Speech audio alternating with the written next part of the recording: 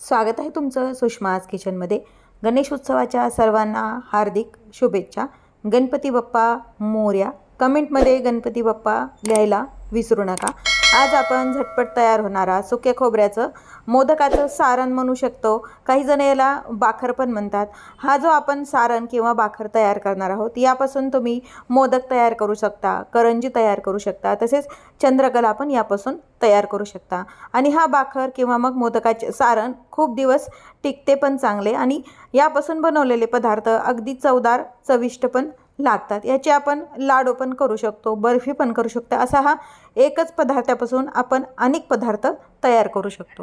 मोदकाचं सारण बनवण्यासाठी साहित्य पाहूया। खोबऱ्याचा बाखर बनवण्यासाठी इथे मी खोबरं खिसून 2 वाट्या खोबऱ्याचा खीस घेतलेला आहे सुक्या, 1 वाटी गूळ घेतलेला आहे। गुळाच्या ऐवजी तुम्ही साखर पण वापरू शकता।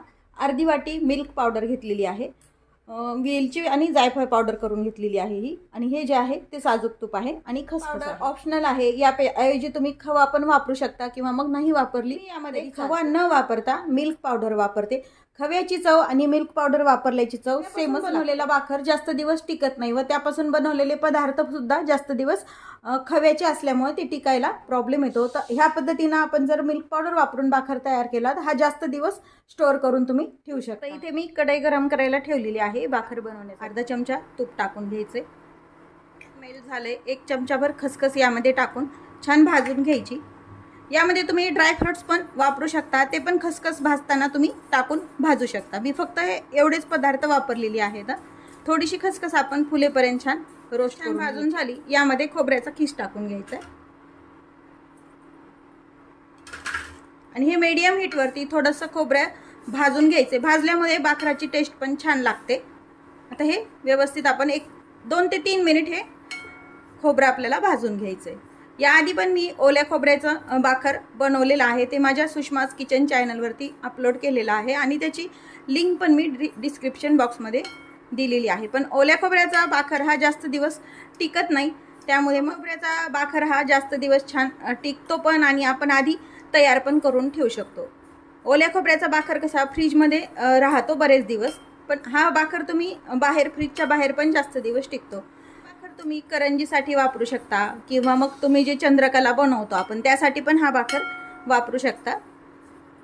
2 ते 3 मिनिट आपलं हे खोबरं छान भाजून झाले। अगदी खूप नाही भाजायचं, थोडंसं अगदी भाजून घ्यायचं 2-3 मिनिटच। आपल्याला गूळ टाकून घ्यायचा आहे। गुळाचं आणि साखरेचं प्रमाण तुम्ही तुमच्या आवडीनं कमी जास्त करू शकता। यामध्ये गूळ पावडर पण तुम्ही वापरू शकता। मी हे बारीक करून घेतलेला गूळ आहे, हा यामध्ये मिक्स करून घेऊया। व्यवस्थित गूळ आणि खोबरं छान एकजीव करून घ्यायचं किंवा गूळ मिक्स करताना गॅस मात्र अगदी लो ठेवायचा आहे। इंडक्शन असो किंवा मग तुम्ही गॅसवरती करत असो तरी पण गॅस मात्र हीट मात्र खूप कमी ठेवायची आहे। आणि खीस व्यवस्थित एकजीव झालेला आहे। गुळाचे पूर्ण खडे पण वितळून गेले, त्यामध्ये मीठ पावडर टाकून घ्यायची आणि वेलची आणि जायफळ पावडर पण टाकून घ्यायची आणि हे आता पुन्हा एकदा मिक्स करून घ्यायचंय। गॅस मात्र एकदम लो करायचा मिल्क पावडर टाकल्यावर, नाही तर जळती मिल्क पावडर पण त्यामध्ये। या मिश्रणाचे तुम्ही तळणीचे मोदक पण बनवू शकता किंवा मग डायरेक्ट हे मिश्रण आपण मोदकाचा जो साचा मिळतो त्यामध्ये टाकून पण याचे आपण मोदक बनवू शकतो। दोन्ही पद्धतीने तुम्ही बनवू शकता तळलेले, आणि हे जे सारण आहे साच्यात जर टाकलं तर इन्स्टंट मोदक तयार होतात। या सारणाचे तुम्ही खोबऱ्याचे सुक्या खोबऱ्याचे लाडू, बर्फी पण अगदी सुंदर लागते। प्रमाण हेच, पद्धत हीच, फक्त याचे लाडू बनवायचे आणि बर्फी करायची असेल तर तुम्ही ट्रेमध्ये प्रेस करून थापून घ्यायची।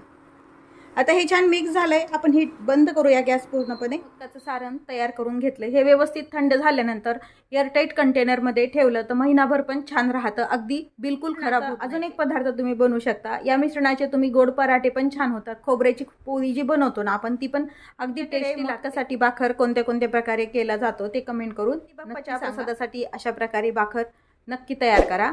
रेसिपीला लाईक करा, चॅनलला सबस्क्राईब करा, तसेच बेल नोटिफिकेशन पण ऑलवर प्रेस करा, म्हणजे माझ्या प्रत्येक नवीन रेसिपीचं नोटिफिकेशन सर्वात आधी तुम्हाला पुन्हा भेटूया। तोपर्यंत बाय बाय। गणपती बाप्पा मोरया।